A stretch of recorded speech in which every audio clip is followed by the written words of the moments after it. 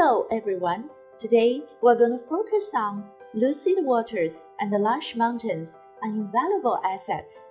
The concept lucid waters and the lush mountains are invaluable assets was proposed by President Xi Jinping when Secretary of Zhejiang Provincial Committee of the CPC in his inspection tour in Anji, Huzhou in August 2005. 14 years since then, the concept was being perfected. November the 24th, 2017, after the approval of the 19th National Congress of the CPC, it was written into the amendment to CPC Constitution.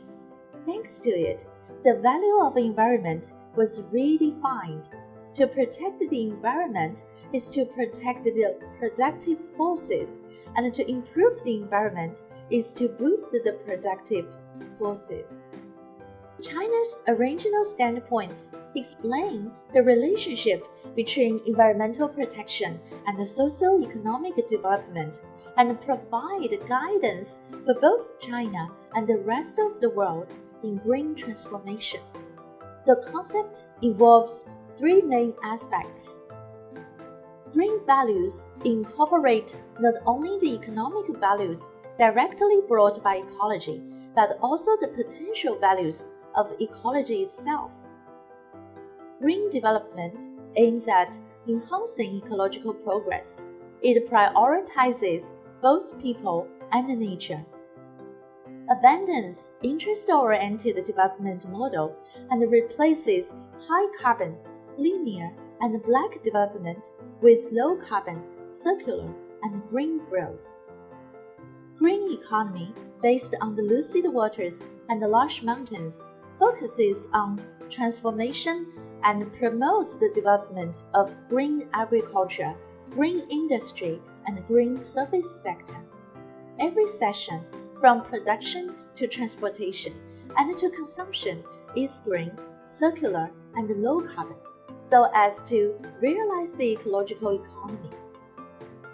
In order to make lucid waters and the lush mountains invaluable assets and achieve green development model with higher productivity, more equality, and sustainability, we need a bridge. Such bridge is made of green concept, green technology, green production, and green consumption. Environmental protection should be balanced with economic growth. It aims not to constrain development, but to pursue green and harmonious growth with higher productivity and quality and more equality.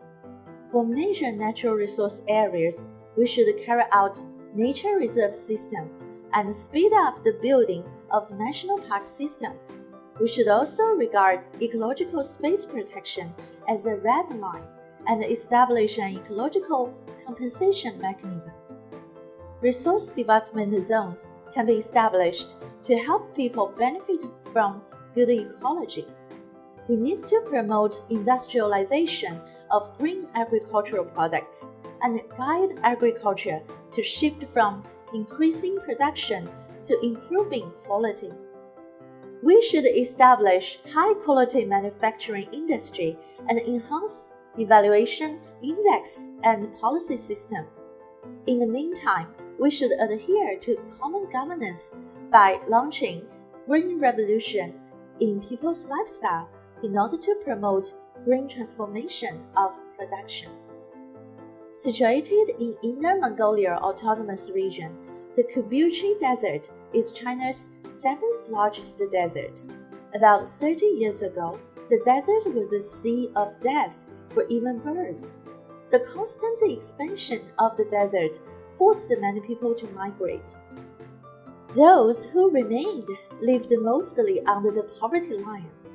Years of greening efforts made more than 646,000 hectares of desert lush green, with restored biodiversity and noticeably improved ecology. These efforts also lifted more than 100,000 people out of poverty. The following effective measures have been taken. First, control sandstorm with trees and grass. Drought and salinity-tolerant resources have been tapped, and a multi-layer ecological governance system with a combination of tree, shrub, and grass licorice established so as to dig out the economic values of desert plants. Second, control sandstorm with industrial efforts. Industrial waste residue and crop straw decomposition are developed into soil amendments, compound fertilizers, organic fertilizers, etc.